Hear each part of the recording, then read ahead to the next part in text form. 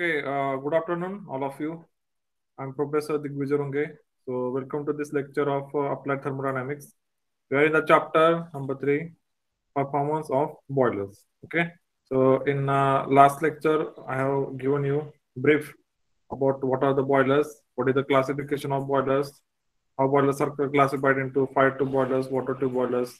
So, we'll take a little revision of that and then we'll continue. But before all that, we'll take a review, or we can say the answers for the ISC 1 questions. Okay, so this is your ISC 1 question. So by mistake I have put for like question number 3 I have put attempt any two of the following, but obviously all were compulsory because the total mark question total marks or total of the marks were 30. So all questions were compulsory. So by mistake, or actually, this was the last year's ISC paper, and that time the ISC for 20 marks it was there, and so that is why this by mistake it was there. Okay, so the total marks were 30. So all questions were compulsory, right? So we'll go one by one. So first we'll go to the MCQ questions, right? The first MCQ was which of the following is the extensive property of the thermodynamic system? Extensive means which is dependent on mass. Okay, so properties which are dependent on mass, we are calling that as extensive properties. And properties which are not dependent on mass, we are calling it as a intensive properties. Here options is pressure. Okay, so pressure, as we know, pressure definition itself says force per meter square. So we are going for unit area. That means in that case we are not dependent on mass. Then we have volume. So I have given you example of classroom. If you are sitting in a classroom, if I divide that classroom into half, एक classroom आहे त्याला मी मधून एक partition wall टाकली त्या केसमध्ये काय होणार आहे? So the initial volume will get divided into 2. So that means it is dependent on mass. What about temperature then? If I divide the room into 2 parts, will the temperature will change? No, temperature will remain same on each part, in each part. So that is independent of mass. Density, again, it is a mass per meter cube. So it is dependent, or a very small area or small volume if you take a big volume, the density will be same. So it is independent of mass. Okay. So the correct option or the correct answer to this is volume.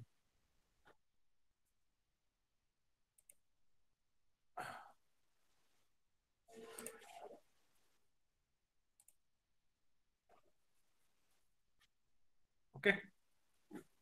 Now second, the term coefficient of performance is related with. So coefficient of performance, before that we know the term called as thermal efficiency.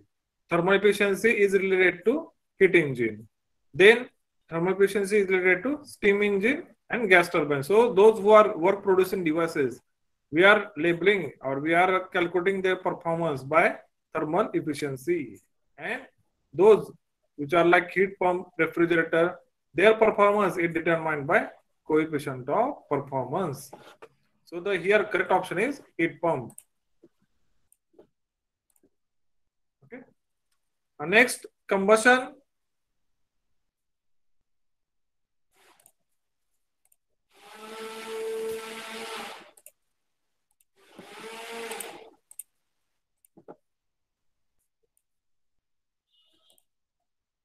Next, combustion is generally dash type of reaction. So options here, it is endothermic, second is exothermic, third is thermoneutral, and fourth is none of these. So endothermic means whenever a reaction happens, the heat is being absorbed. Okay, so heat is being absorbed. Exothermic means whenever the reaction will happen, in that case, heat will be released. Heat will be released into the environment. Like there is an explosion, there is a grenade explosion होता, त्या case मध्ये काय होतं? Heat is being released into the environment. That thermoneutral means either there is neither release, neither absorption of heat. And fourth is none of this. So combustion is generally exothermic type of reaction. Now question number 2, entropy of the universe tends to. So this is very classical question.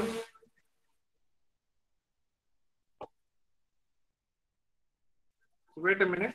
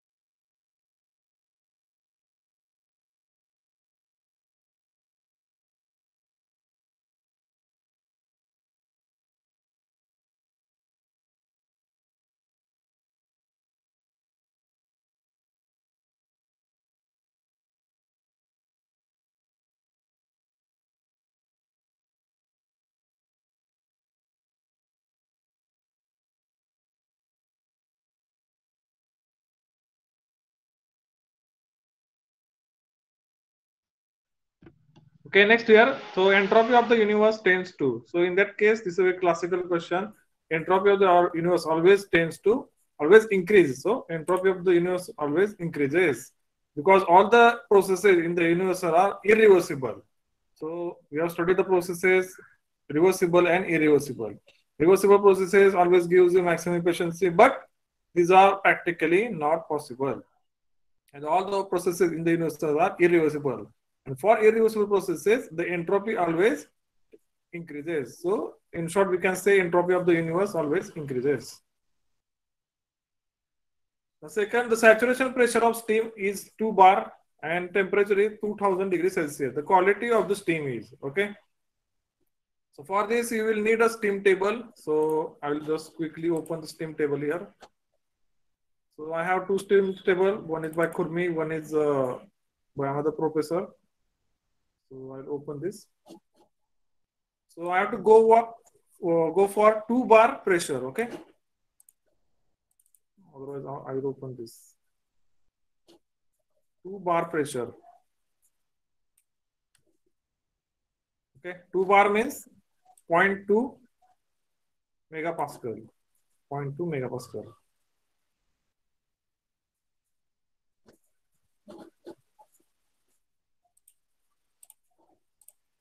Okay. See here, the saturation pressure is 2 bar and temperature is 2000 degrees Celsius.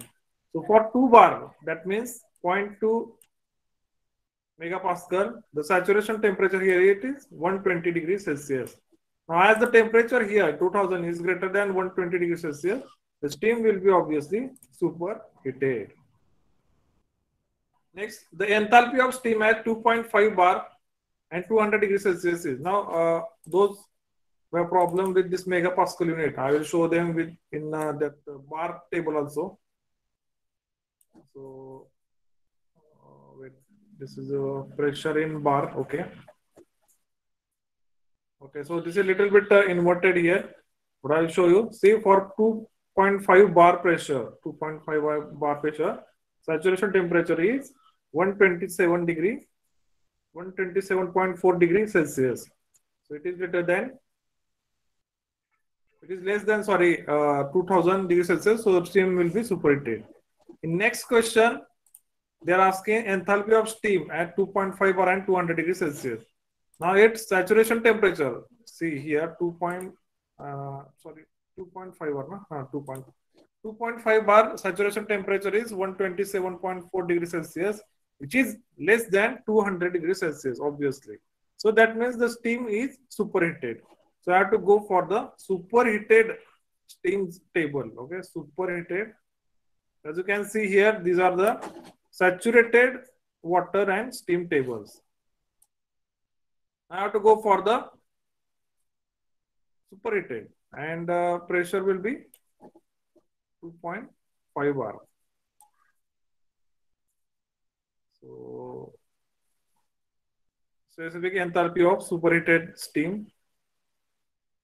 So yes, so here it is 2.5, and they have given the temperature of 200 degree Celsius. So you have to see here that enthalpy will be 2868.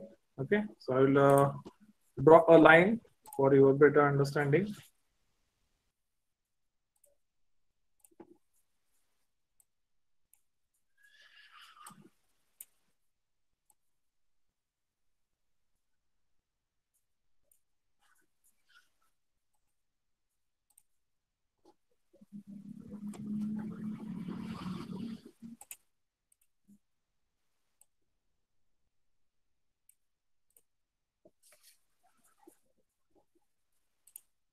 Okay, so see here 2.5 bar at 268 is enthalpy is 2868, right? So here the answer will be 2868, that is C.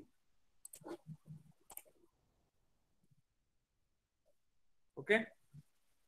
Now next was calculate the standard enthalpy of change at 298.15 Kelvin for the reaction. This reaction was given, and standard heat of formation R. This standard heat of formation were also given for CO2, for H2O, and for C5H12. This standard heat of formation were given.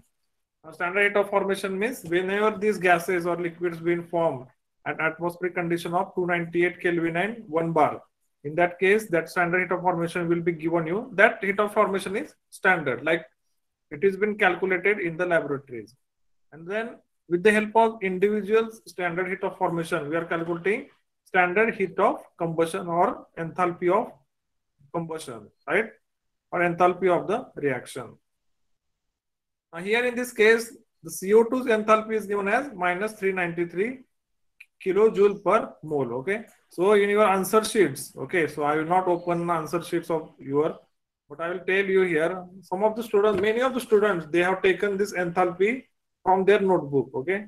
See, you have to take the values from the question paper only. You cannot take the values from your notebook. Okay. So the value was given clearly as minus 393 kilojoule per mole, but many of students have taken the value minus 393.5. Okay, 0.5 why they have taken, they only know. Similarly, others values, they are not taken from the question paper, they have taken the values from their notebook. So it is not acceptable. Your answer will surely change, right?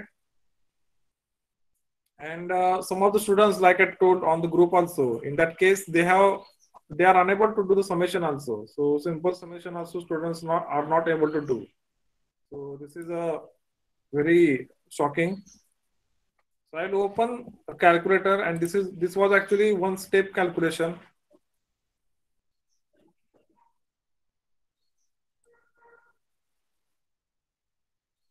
Okay, so here see here what is their products as 5 times CO2 and 6 times H2O. So 5 times CO2 means this will be 5 into in bracket.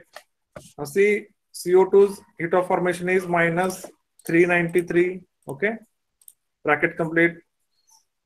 Then 6 times H2O, so plus 6 into in bracket minus 242 bracket complete. Then minus, okay, so these are the products. You have to summation, you have to do the summation for the products minus summation of heat for reactants. So minus, first is C5H12. So for C5H12, heat of formation is minus 146.5. Okay. And then there will be oxygen, that is O2. But the given condition is 298.15 Kelvin.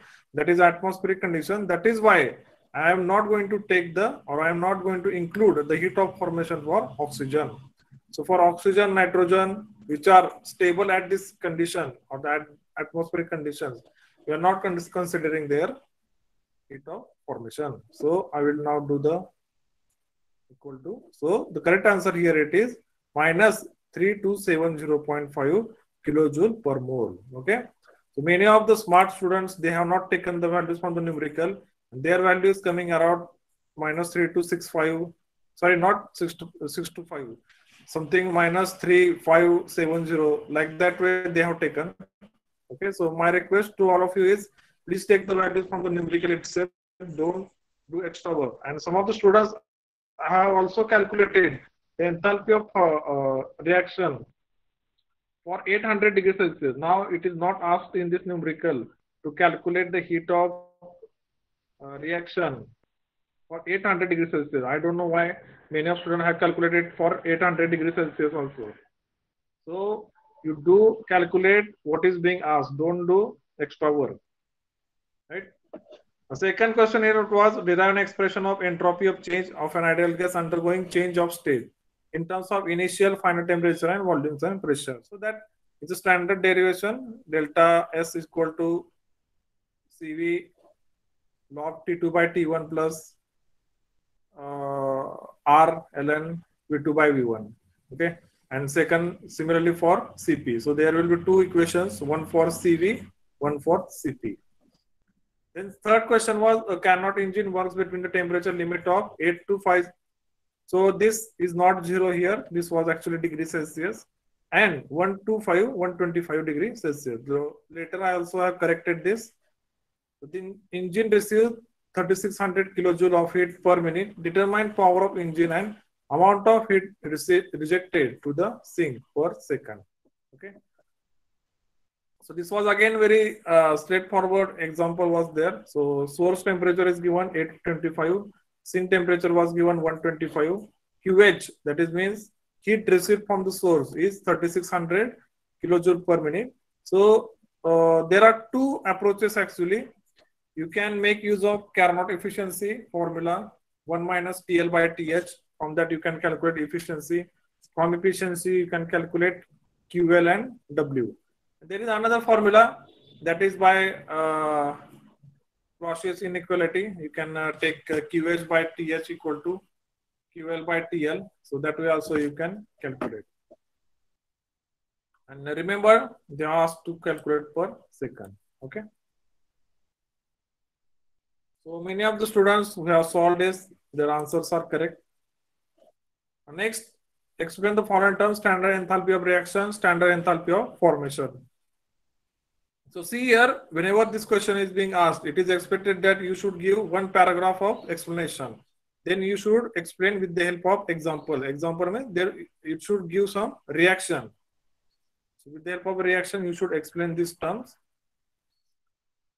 Now next, explain the following: wet steam, saturated steam, and superheated steam. Now for this, I have seen students have written explanation for 2 pages also. So it was not needed. What is expected from this? It is you should write down the explanation in 2 lines. Then you should write the formula. But the important thing here it is figure. So you should explain these terms with the help of figure. So only one student from your batch have drawn the figure for this, for the explanation of wet steam, saturated steam, and superheated steam. The figure is very important here. The C calculate specific enthalpy in following cases of steam. So see here, first case is steam having dryness fraction of 0.8 and having pressure of 25 bar. So I have to go to the steam table again. Okay. Then I have to go for 25 bar.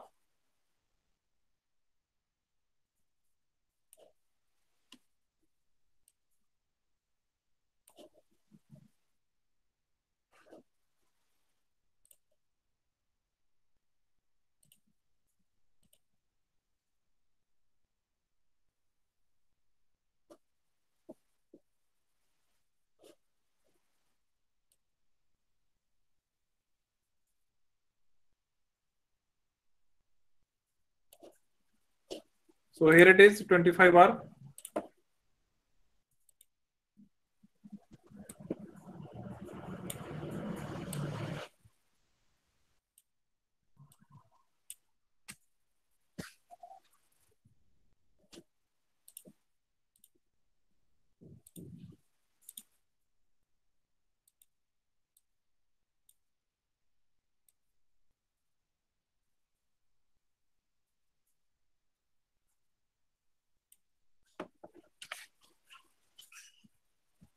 Okay. So this is a table here for a pressure. So they are asked for 25 bar. Here the dryness fraction is given as 0.8. So how to calculate the enthalpy here? Enthalpy will be equal to enthalpy of fluid. So here it is enthalpy of fluid, right? So this is the enthalpy for fluid. It is a 961.9 plus dryness fraction, that is 0.8 into multiplied by HFG. So here HFG is 1839. 1839. So 961.9 plus 0.8 into 1839 will be your enthalpy for the given condition.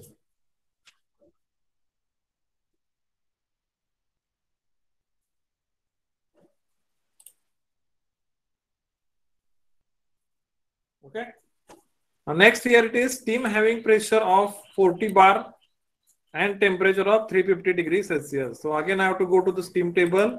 I have to look for the 40 bar pressure here. So here it is 40 bar.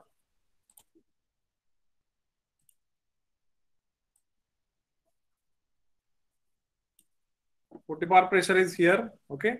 Now see, for 40 bar, the saturation temperature here it is 250 degrees Celsius. So for 40 bar, the saturation temperature here it is 250.3 degrees Celsius. And in your question paper, what is asked? 40 bar and temperature of 350 degrees Celsius. So 350 is greater than 250. That means the given temperature is greater than the saturation temperature. So whenever given temperature is greater than saturation temperature, in that case the steam is superheated. So I have to go again for the superheated tables. So I have to look for enthalpy, specific enthalpy of superheated steam. In that I have to go for the 40 bar pressure. So here it is the table for the 40 bar and the given temperature asked is 350 degrees Celsius. So this will be my okay. So this will be the case here, and the correct answer there will be 3095 kilojoule per kg. Okay. So it is very crucial first to determine whether the steam is wet, whether the steam is superheated, or the steam is, or there is no steam, there is a liquid water. That you have to determine. The third one here it is steam having pressure of 30 bar and temperature of 200 degrees Celsius. So I have to go for again saturated table here. In that I have to look for 30 bar, right? Yes, so here it is 30 bar. Now see, for the 30 bar pressure, the saturation temperature is 233 degrees Celsius. And the given temperature here it is 200 degrees Celsius. So those who have solved this numerical all have failed. All have given the wrong answer. Some of students have even said that there is no such value in steam table. Okay. So it is very disappointing that not even one student have able to solve this. But it is okay. You are learning stage.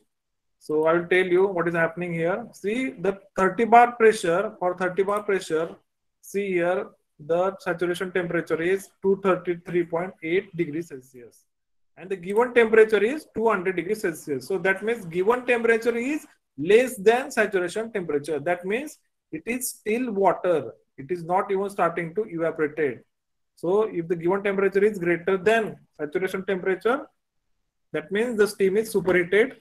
But if the given temperature is less than saturation temperature, that means it is a liquid water. And how to calculate the enthalpy of liquid water? You have to know the enthalpy of fluid. So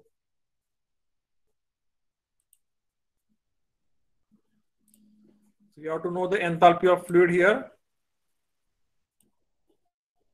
Wait.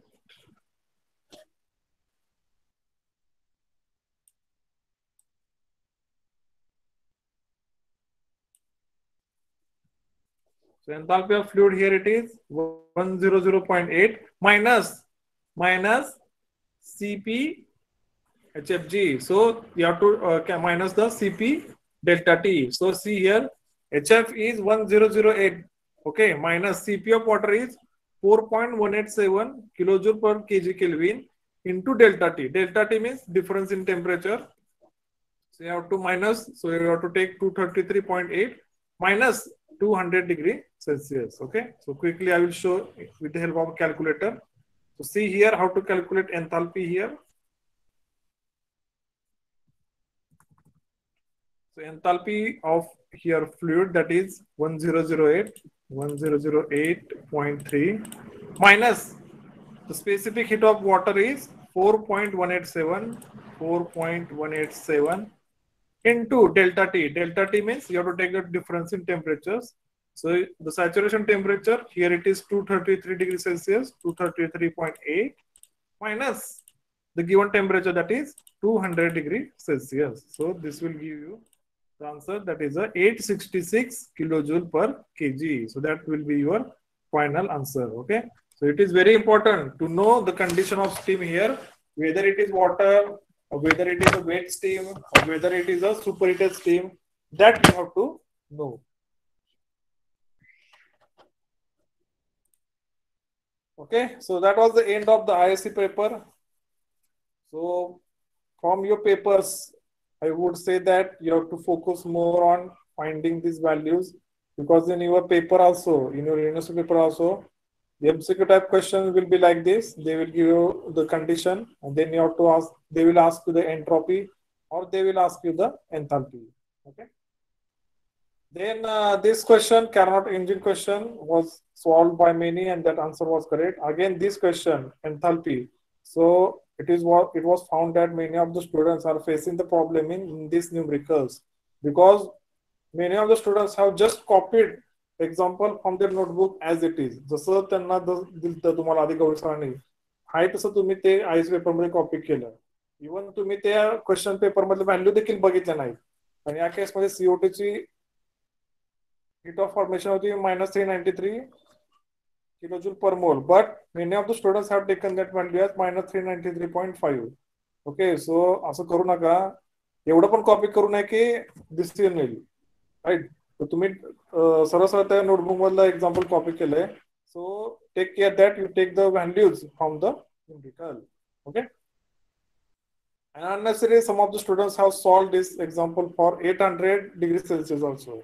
Now there was no need, or didn't ask you to calculate the enthalpy at 800 degrees Celsius. So don't do such things, right? Okay. So we will move towards our chapter here now, which is the boiler.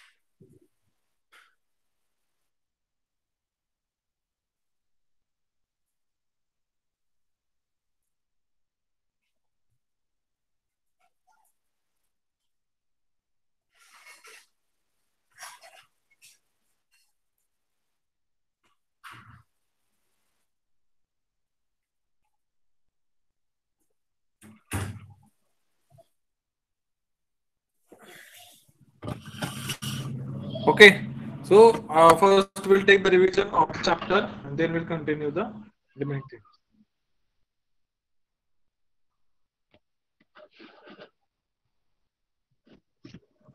This is a chapter syllabus. Okay, so we started with the thermodynamics. What are the major areas it can be divided? So it can be divided into power cycles and refrigeration cycle. That means one cycle will be work producing, another cycle will be work consuming cycle. So this is a theory of producing steam. So there will be a boiler, which is shown by a vessel here. There will be one line, which is a fuel line. When the fuel will be burned, heat will be transferred from this line to water. Water will be converted to steam. Steam will be collected by this steam line. Okay. And this loss of water will be covered by a feed water pump. So feed water pump will continuously send the water at a higher pressure.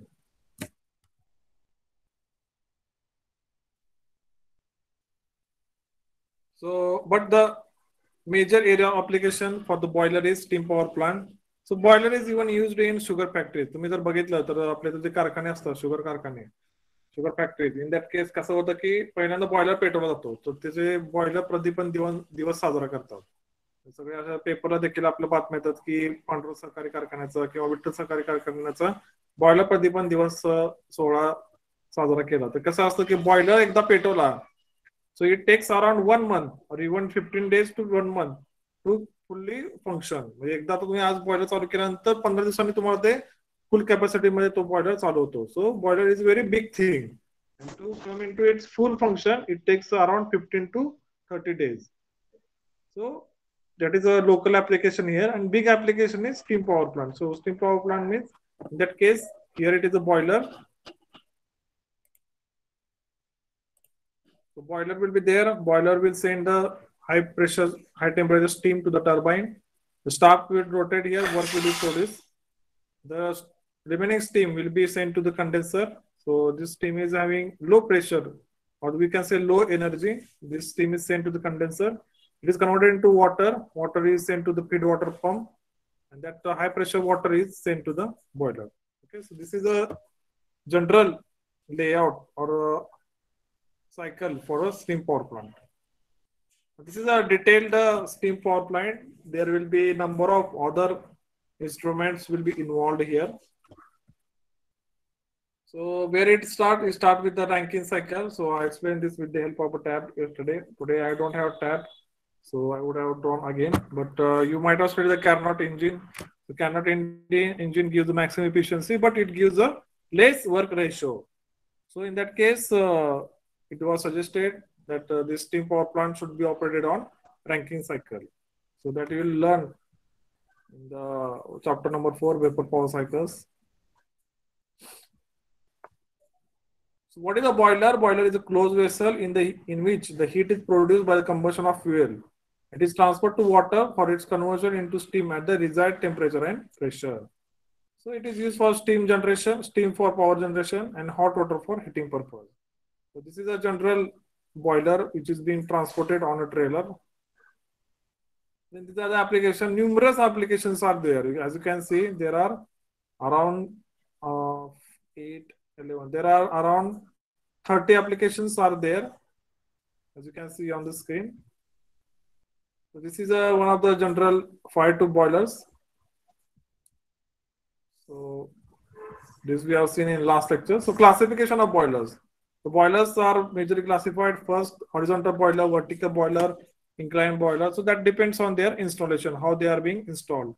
Second is fire tube boiler and water tube boilers. So this we have seen in detail in last lecture. Third is externally fired and internally fired boilers. Fourth is forced circulation and natural circulation boilers. Fifth is high, medium, and low pressure boilers. So whenever that pressure is more, so let us say if it is required above 100 degrees, 100 bar also, so that comes under the high pressure boilers. Stationary boiler and portable boiler, single tube boilers and multi-tube boilers. Okay.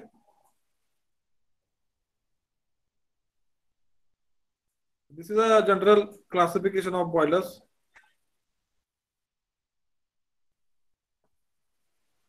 In that we have seen what is a fire tube boiler. So as the name suggests, fire.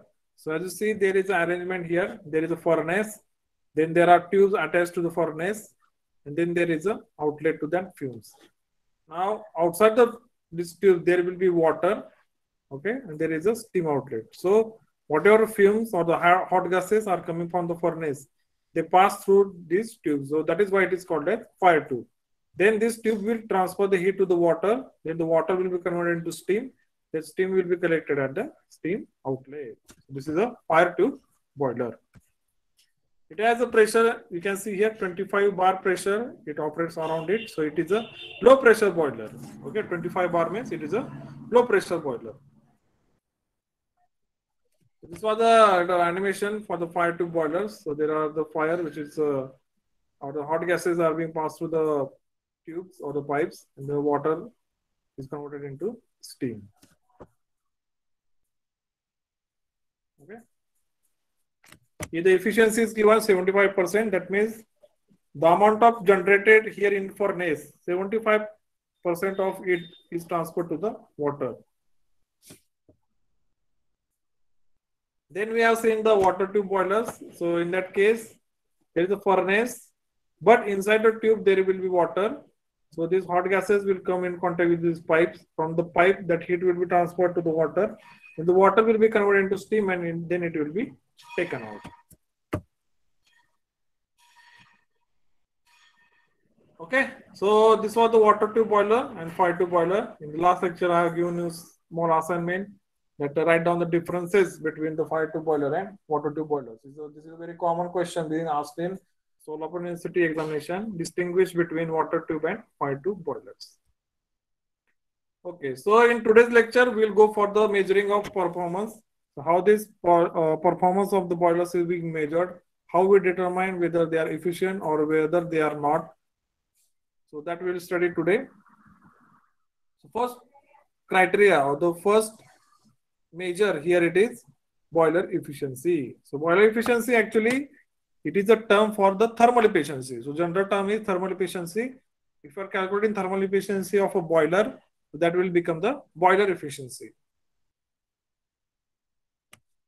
So it is a ratio of heat utilized in the generation of given quantity of steam to the heat supplied by the fuel burned to produce this steam. Okay, what it means? So we are burning fuel, we are burning coal to generate the heat, right? So that heat will be your heat input, and that heat is being utilized to convert water into steam. So that will be heat output.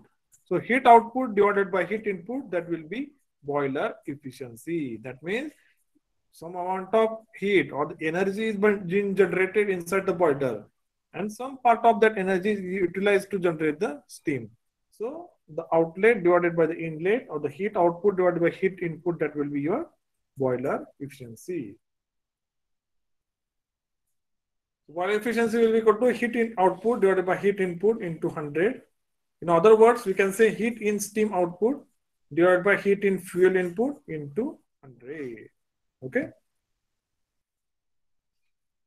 So how to calculate this heat in steam steam output? So see here, I will write down. So steam in so the heat in steam will be given by mass flow rate of steam. Mass flow rate of steam into in bracket enthalpy of steam HS.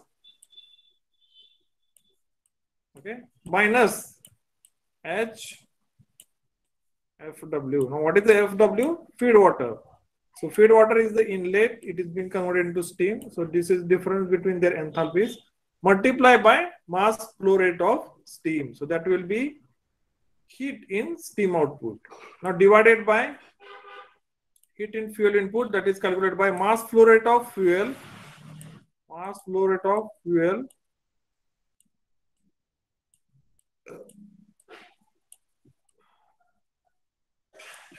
into its calorific value.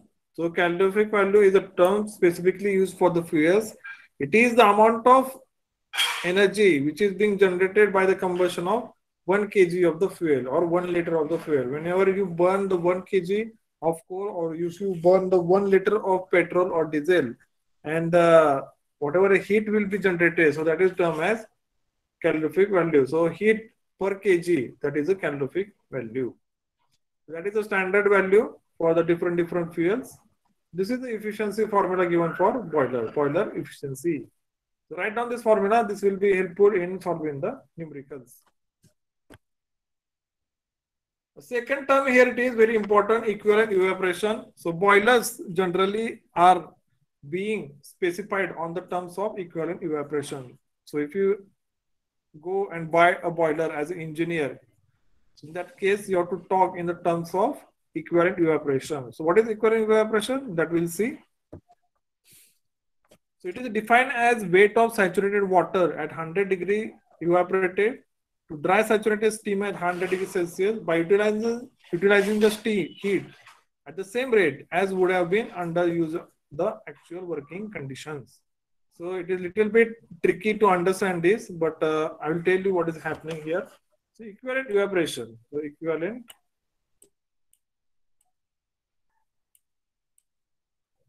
evaporation.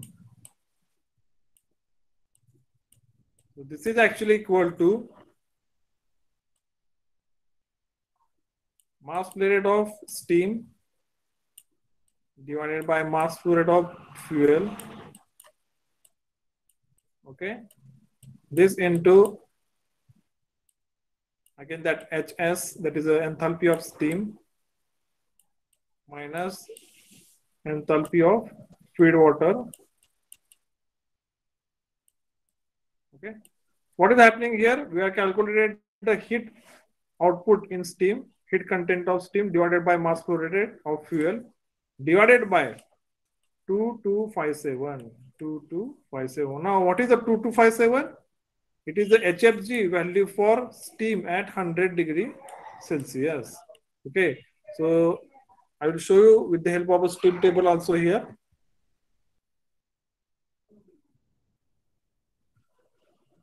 If you go to the steam table and if you go to the 100 degree Celsius, wait, I will go to the temperature chart here. I will go to the 100 degree Celsius.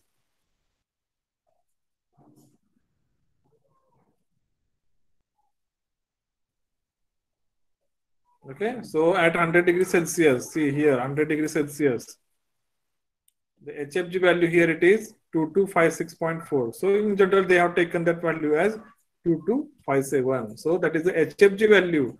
HFG value means the difference between the enthalpies of dry saturated and liquid saturated. So that difference is or we can say the enthalpy or the latent heat of vaporization is here 2257. Okay. So that means there is a heat content per kg of fuel divided by latent heat of evaporation. So that will be your equivalent evaporation. This is the formula for the equivalent evaporation. Write down.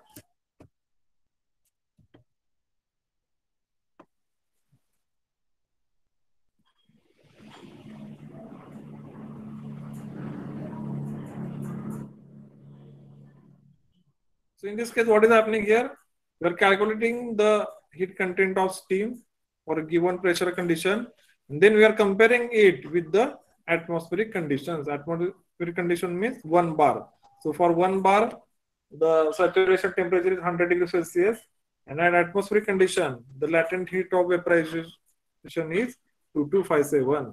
So we are comparing the heat content of steam for given boiler conditions to atmosphere conditions. Next here it is evaporation ratio. So we'll see.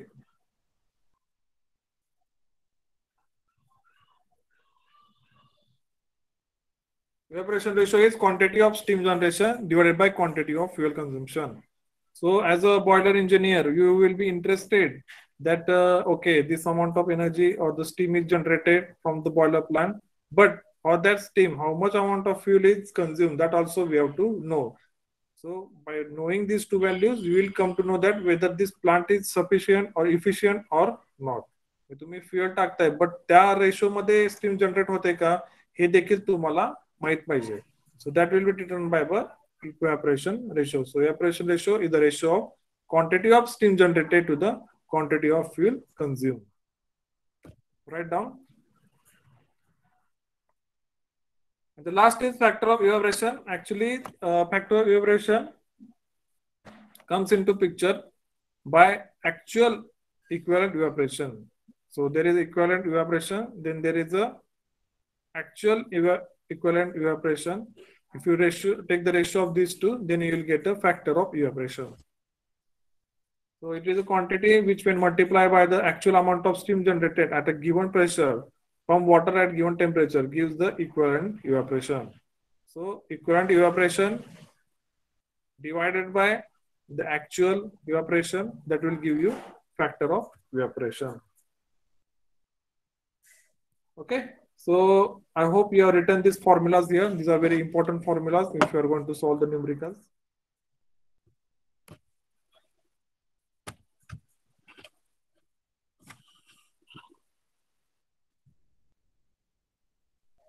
So in boiler efficiency, I will tell you again what is happening here. We are comparing the heat output. Heat output means heat content of steam with the help of heat content of fuel. If you take the ratio of these two, you will get a boiler efficiency. So that is given by mass flow rate of steam into Hs minus HFW. Hs is the enthalpy of steam minus enthalpy of feed water divided by heat content of fuel. That means mass flow rate of fuel into its calorific value. This is about the boiler efficiency here. Then next was equivalent evaporation. So this is given by heat content of steam per kg of fuel. So that will be ms by mf into hs minus hfw divided by 2257. Now 2257 is the latent heat of evaporation for the atmospheric conditions. So if you boil the water at your given atmospheric condition, the latent heat of evaporation is 2257 kilojoule per kg. So that will be your equivalent evaporation. And then the evaporation ratio is the amount of steam generated divided by amount of fuel burned. So that ratio will give you idea whether that plant is consuming more coal or it is consuming less coal as compared to steam generation. The last was factor of evaporation. So factor of evaporation is used. So if you know the equivalent evaporation and if you know the actual evaporation, in that case, you take the ratio, you will get the factor of evaporation.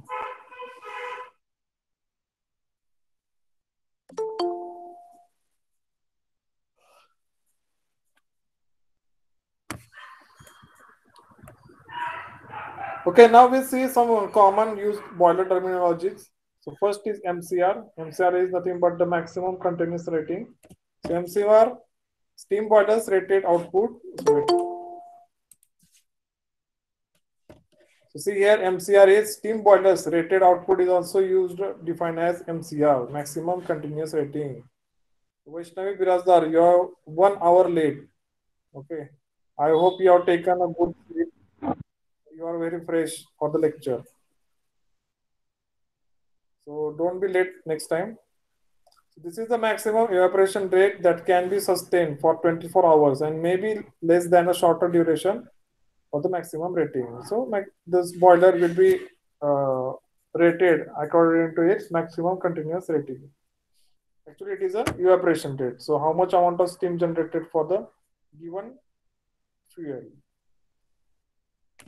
So conventionally, boilers are specified by their capacity to hold water and the steam generation rate. Often the capacity to generate the steam is specified in terms of equivalent evaporation. So I told you that this term is very important. If you are like an engineer going to buy a new boiler or specify a given boiler, you will be talking in the terms of equivalent evaporation. That is a kg of steam per hour at 100 degree Celsius. Now, in order to measure the performance, you have to carry out the performance test. There are some standards which specifies that how to perform the test for a boiler.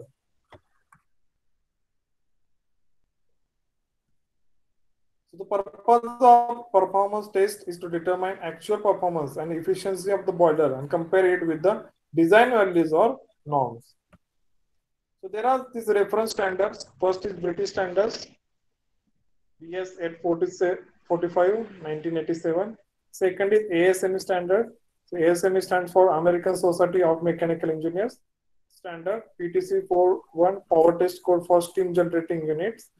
Third is IS. So Indian standard 8753, Indian standard for boiler efficiency testing. So there are various standards which specifies the procedure to carry out the performance test of boilers.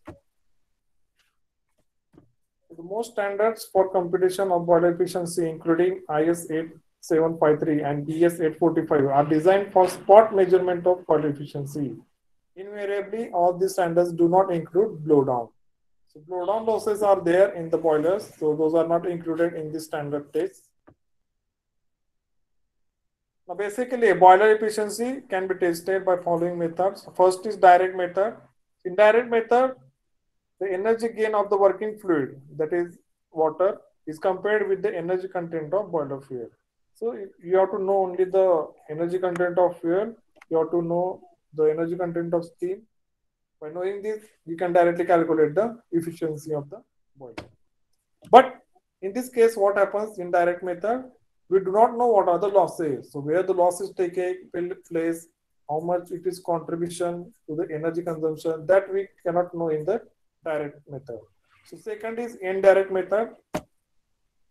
So where the efficiency is the difference between the losses and energy input. So in this case, losses are being calculated. Then from the energy input, all these losses are being cut out, remaining, and then from that we are calculating the efficiency. So we'll see one by one what is the direct method and what is the indirect method for the boiler performance test. So direct testing method. So first one is direct testing method. This is also known as input-output method due to the fact that it needs only the useful output, that is steam, and the heat input, that is fuel, for evaluating the efficiency. This efficiency can be evaluated using the formula. So this is the block diagram for the direct method. See here. So there is a boiler. So there is a feed water is supplied. There is a fuel is supplied. The combustion of fuel takes place. This water is converted into steam. So there is a steam output and there is a flue gases. So if you know the energy content of fuel, energy content of steam, energy content of water, easily you can calculate the boiler efficiency. The boiler efficiency will be given by steam flow rate into steam enthalpy minus feed water enthalpy divided by fuel firing rate into gross calorific value into 100. So this is the same formula which I have written previously. Steam flow rate is given by MS. So hey, this one into in bracket steam enthalpy will be HS minus feed water enthalpy will be HFW. Okay. This divided by fuel firing rate, that means mass flow rate of fuel, M dot F. And this into gross calorific value, that means calorific value. So this, if you multiply it by 100, this will give you boiler efficiency. Now first we'll see what are the merits here. So merits of this method, first is plant people can evaluate quickly the efficiency of the boiler. So on the spot they can calculate the efficiency of boiler. Second, requires few parameters for computation. By knowing the 3 or 4 values here, you can calculate easily the efficiency. Needs few instruments for monitoring. But what are the demerits here? Let us see.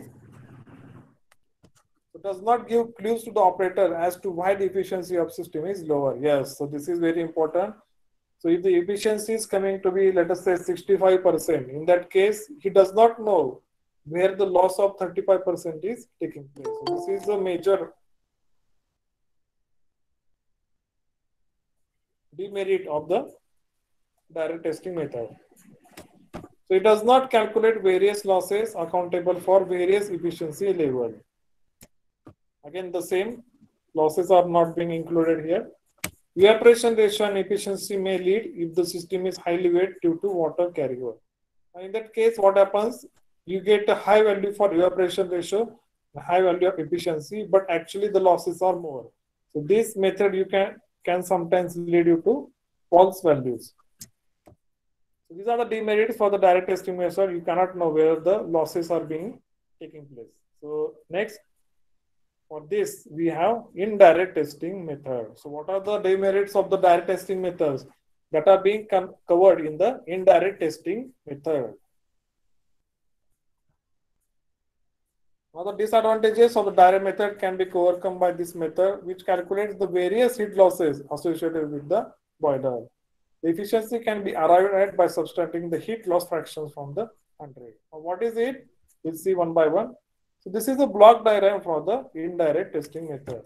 There is a boiler again, so there will be feed water, there will be fuel input, there will be air, there will be fuel gas outlet, there will be steam outlet. So this is a similar to the previous direct testing method, but in this case we are calculating the losses. So what are the losses here? First here it is, as you can see at the corner, dry flue gas loss. So whatever dry flue gases are coming out, so these are very high temperature gases. They have absorbed the heat from the fuel. Second is H2 loss. So whatever hydrogen, free hydrogen is there in the air, that will also contain some heat. That is again loss. Moisture in fuel. So moisture in fuel means H2O. So H2O or the water will absorb the heat. That is one kind of loss. Moisture in air. CO loss. So CO2 is a stable gas, but if you go for the CO, it is an unstable gas. It has also absorbed the heat from the fuel. So that is one kind of loss. Fly ash loss. So what is the ash there in this air, outlet air? That is also one kind of loss. Next, we have bottom ash loss. So whatever ash is being collected at the bottom, that is actually at a high temperature. That is one kind of loss. Then there is a blowdown. Then there is a surface loss. Whatever loss from the surface of the boiler, that will be also accounted. So as you can see, there are 8 to 9 losses being considered here. The following losses are applicable to liquid, gas, and solid fired boilers. So what are the losses? We'll see one by one. L1, loss due to dry flue gas. That is in the terms of sensible heat. Loss due to hydrogen in fuel, H2. Loss due to moisture in fuel. So moisture or the water will absorb some amount of heat. That may be latent, that may be sensible. Loss due to moisture in air.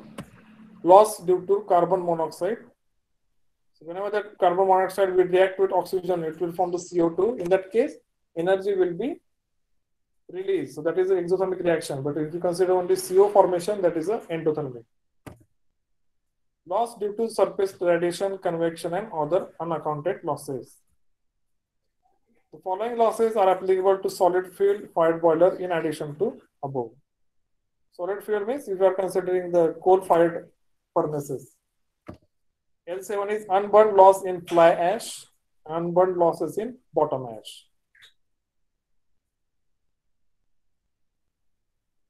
So boiler efficiency can be calculated by indirect method as 100 minus summation of all of these. So L1 plus L2 plus L3 plus L4 plus L5 plus L6 plus L7 plus L8. So you take the summation of all these losses, subtract it from the 100, you will get the boiler efficiency.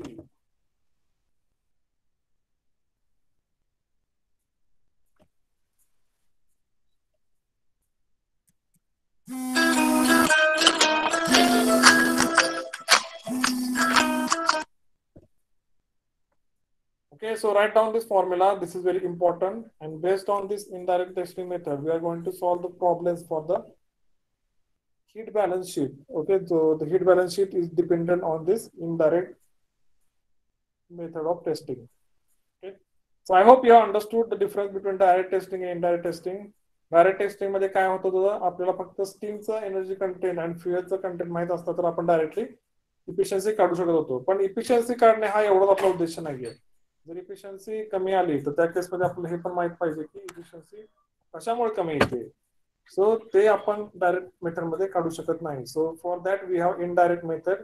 Indirect method मध्ये आपण काय करतो, सगळे losses calculate करतो, 100 मधून minus करतो आणि जे काय राहील that will be your efficiency. So 100 minus all the losses, that will be your efficiency. Now how to calculate these losses and the numerical part that we'll cover in the next lecture. But first, understand the theory here. If you understood the theory, numericals won't be that difficult.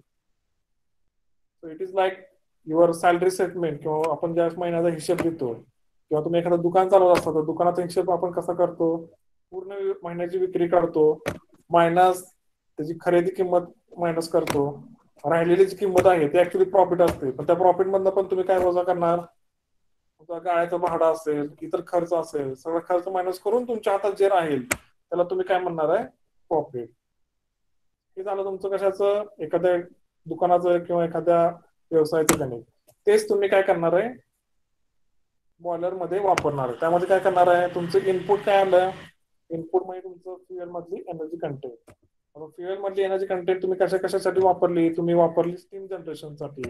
त्यातली काही heat गेली, loss झाली surface heat loss मध्ये, त्यातली काही heat मॉइश्चरने घेतली, त्यातली काही हीट ड्राय फ्लू गॅसेस घेऊन बाहेर गेले, ओके, त्यातली काही हीट ऍश मध्ये खाली राहिली, तर हे सगळे लॉसेस झाले, right.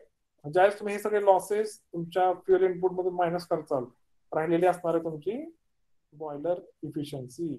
Okay, so to understand this you should know how to calculate the profit for a shop. Okay? फार सोपं असतं ते. एखादं शॉप तुम्हाला जर काढत असेल लॉस मध्ये एका प्रॉफिट मध्ये, तुम्ही त्या महिन्याची पूर्ण विक्री एका बाजूला नोंद करायची, त्यातून मायनस करायचं त्याची खरेदी किंमत, ठीक आहे, मायनस करायचं त्यातनं एक्सपेंडिचर म्हणजे काय पण असू शकतं, लॉजिस्टिकचे चार्जेस असतील, तुमची लाईट बिल असेल त्यामध्ये, ते सगळं मायनस केलं, जे काही शेवटी किंमत राहील ते तुमचं काय असणार आहे, निव्वळ नफा. तर तेच एक्झाम्पल तुम्ही इथे वापरू शकता. फ्युएल मधून तुम्ही सगळे लॉसेस एकदा वजा केले की झालेली जी किंमत आहे ती तुमची काय असते, boiler efficiency. Okay, next thing very important, very important here, it is energy balance. And every year in solar panel exam this question is being asked. It is a mandatory question in university question paper, that calculate the boiler efficiency, calculate the evaporation, calculate the factor of evaporation for a given numerical. So in that case, you have to go for the energy balance and then you have to calculate. Now, what is the energy balance for the boiler? We'll see. Having established the magnitude of all the losses mentioned above, a simple energy balance would give the efficiency of the boiler. The efficiency is the difference between the energy input to the boiler and the heat losses calculated. So this is a general table of a energy balance. So we'll see one by one. First row here, it is boiler energy balance, input output parameter. There this value is given kilocalorie per kg of fuel percentage. So heat input of fuel will be calculated here. So how to calculate heat input of fuel? Here you have to take the mass flow rate of fuel into its calorific value. So that will give you heat input in fuel. So this is a heat input. Here म्हणजे तुमचं काय आलं? Input. What are the losses here? Dry flue gases that you will calculate. You will put here. Loss due to hydrogen in fuel, you will calculate here. Loss due to moisture in fuel, you will calculate here. Loss due to moisture in air. Partial conversion of C to CO. Surface heat losses. Loss due to unburned fly ash. So that is in case of solid fuel fired boilers. Loss due to unburned in bottom ash. All these losses you will calculate. Then total losses you will calculate. Then 100 minus summation of all of these losses, that will give you boiler efficiency. That will give you boiler efficiency. So heat input, you are giving the value of 100 minus all these losses, that will give you boiler efficiency. So draw this format. We'll use this format for solving the numericals.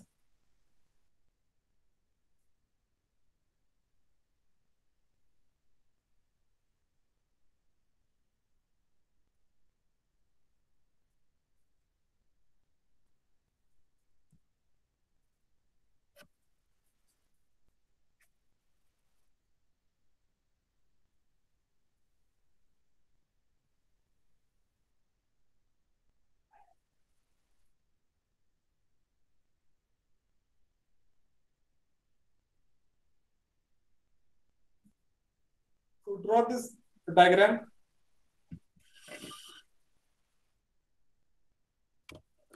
Okay, this is same as if you go for the salary statement or the bank statement of your card account. So if you go for a bank statement also, in that case, you will see there is a one column for the debit.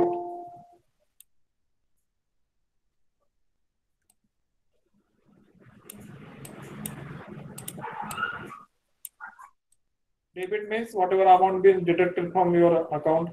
Then there will be another column for the credit.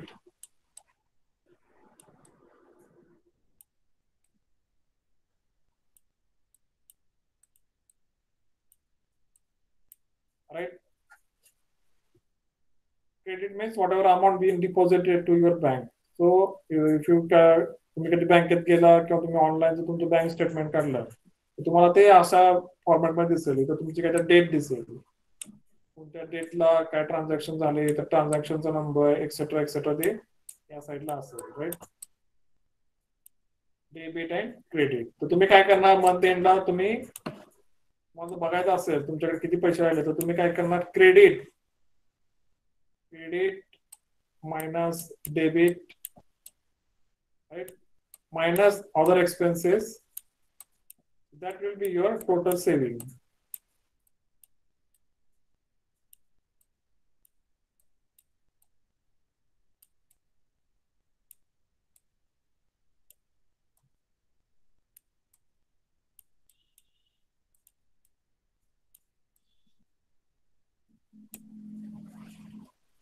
This is for your bank statement, but if you apply the same here, in this case, credit is your hit input. So this will be your credited hit input.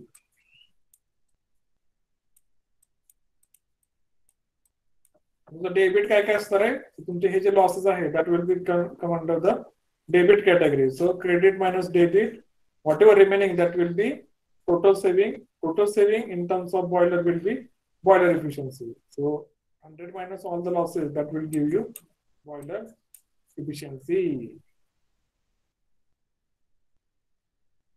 So I hope you have written or you have drawn this table, right? In the next lecture, we'll take the numericals part so that your understanding of this parameters, boiler efficiency, equivalent evaporation, that will be more clear and your chapter will be over.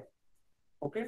So by the time Gauri sir will also go for the chapter number 4, vapor power cycles, and your syllabus will be over before 20th April. So after that, you can practice for your university examinations.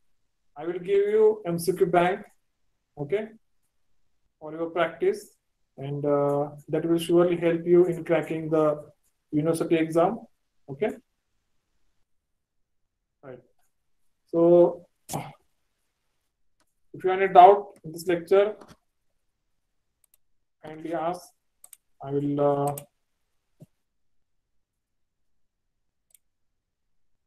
try to answer it and give the justification. Okay.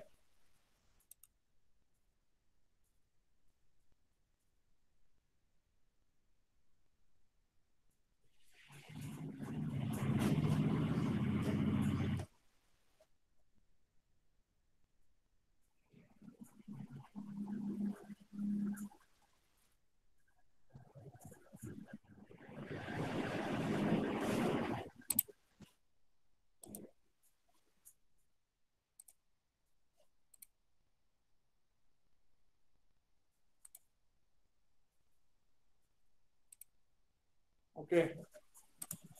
So I will again say this, that whenever numericals will be asked, you take the values from the numerical, and for the in case of this calculation of enthalpy and entropy of steam, keep your mind alert that whether the steam is superheated, saturated, vape, or it is just water. Okay. So in your university examination also these kind of MCQs will be asked. They will give you such condition that enthalpy of steam is 2.5, 200 degrees Celsius, calculate its entropy, etc., etc.